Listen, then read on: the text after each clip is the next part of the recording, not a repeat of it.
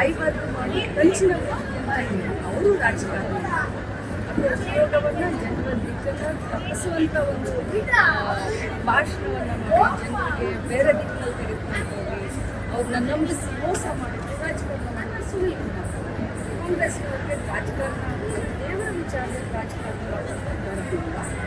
ಖಂಡಿತವಾಗ್ಲೂ ನೀತಿಯನ್ನು ಆದಷ್ಟು ಬೇಗ ಮುಗಿಸಿ ಲೋಕಾರ್ಪಣೆಯನ್ನು ಕೂಡ ಮಾಡ್ತಾರೆ. ತಂದ 2 ಭ್ರಷ್ಟಾಚಾರ ಬಗ್ಗೆ ನಿಮ್ಮ ಸರ್ಕಾರ ಇಲ್ಲಿಗಿಂತ ಯಾವುದೇ ಸರಿಯಾದ ಕ್ರಮ ತಗೊಂಡಿಲ್ಲ.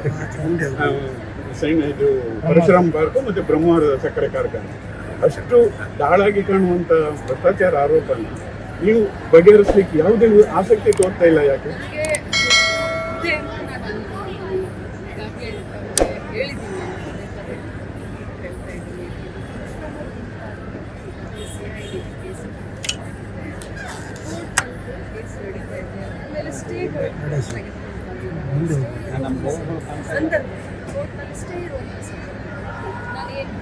ಅದು ಸ್ಪೀಡ್ ಅಪ್ ಮಾಡುವ ಒಂದು ವಿಚಾರ ತಮಗೂ ಎಲ್ಲ ಇದೆ ಅಂತ ದೇಶ ಭಾಷೆಯ ವಿಚಾರದಲ್ಲಿ ಮುಂಚೆನೇ ನೋಟಿಸ್ ಕೊಡಲಿಕ್ಕೆ ಶುರು ಮಾಡಿದ್ದಾರೆ.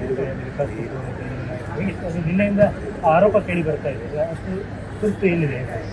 ದ್ವೇಷ ಭಾಷೆ ಸರ್ಕಾರವೇ ದ್ವೇಷ ಭಾಷೆ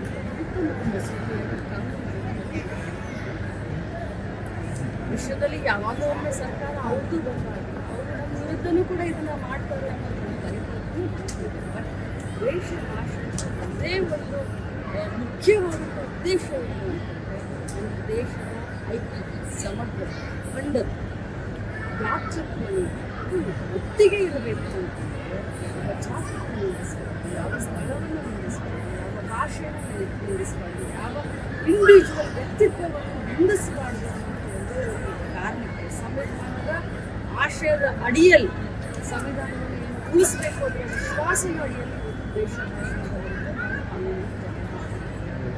ಎಷ್ಟೇ ಹೇಳ್ತಾರೆ. ಆದರೆ ನಮ್ಮ ಉದ್ದೇಶ ಅಂದರೆ ಈ ದೇಶದ ಸಂವಿಧಾನಕ್ಕೆ ಜಾರಿಯಾಗುವ ಮೊದಲೇ ನೋಟಿಸ್ ಕೊಡಲಿಕ್ಕೆ ಶುರು ಮಾಡಿದ್ದಾರೆ. ಯಾರು ದೇಶ ಭಾಷಣ ಮಾಡ್ತಾರೆ, ಇವತ್ತು ಕಾಂಗ್ರೆಸ್ನವ್ರು ಯಾರಾದರೂ ಹೇಟ್ ಸ್ಪೀಚ್ ಮಾಡ್ತಾರೆ, ಈ ಕಾನೂನು ಕಾಂಗ್ರೆಸ್ನವ್ರ ಅದಕ್ಕಿಂತ ಮುಂಚೆ ನೋಟಿಸ್ ಕೊಡ್ತಾರೆ, ಆಮೇಲೆ ನೋಟಿಸ್ ಕೊಡ್ತಾರೆ. ಅವರ ಹಿನ್ನೆಲೆಯನ್ನು ನೋಡ್ತಿರ್ಬೋದು. ಅವರು ಅದೇ ರೀತಿ ಮಾತನಾಡಿದ್ದಾರೆ ಅಂತ ಹೇಳಿದ್ರೆ ನನಗೆ ಗೊತ್ತಿಲ್ಲ. ನೋಟಿಸ್ ಕೊಟ್ಟಿರೋದ್ರ ಬಗ್ಗೆ ತಾವು ಹೇಳ್ತಾ ಇದ್ದೀರಾ. ಅವ್ರ ಹಿನ್ನೆಲೆಯನ್ನ ನೋಡಿದ್ರೆ ಅವ್ರು ಆ ರೀತಿ ಮಾಡ್ತಾರೆ ಅಂತ ಹೇಳ್ಬಿಟ್ಟು ನಮ್ಮ ಇಲಾಖೆಗಳಿಗೆ ಗೊತ್ತಾಗ್ತದೆ. ಈ ರೀತಿ ಮಾಡಬಾರ್ದು ಅಂತ ನೋಟಿಸ್ ಕೊಡ್ತಾರೆ. ಜಿಲ್ಲಾಧಿಕಾರಿಗಳು ಕೇಸರಿ ಧ್ವಜ ತೋರಿಸಲು ತಮ್ಮ ಪಕ್ಷದ ಲೀಗಲ್ ಸೆಲ್ ಅವರು ಕೊಡ್ತಾರೆ. ಧಾರ್ಮಿಕ ಕಾರ್ಯಕ್ರಮಕ್ಕೆ ಕೇಸರಿ ಧ್ವಜ ತೋರಿಸಲು ಏನು ತೋರಿಸಬೇಕು ಅಂತ MLA ಕೇಳ್ತಾ ಇದ್ದಾರೆ. ಏನಕ್ಕೆ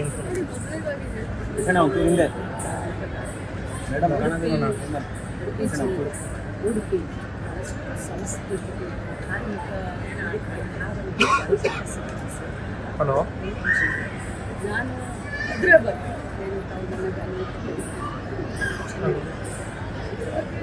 ಇಲ್ಲಿಗೆ ಬಿಟ್ಬಿಡ್ಬೇಕು. ಭಾವನೆಯನ್ನು ನಾವು ಯಾರು ಏನೇ ಮಾತನಾಡ್ತೀವಿ ಚರ್ಚಿಸ್ತೀವಿ.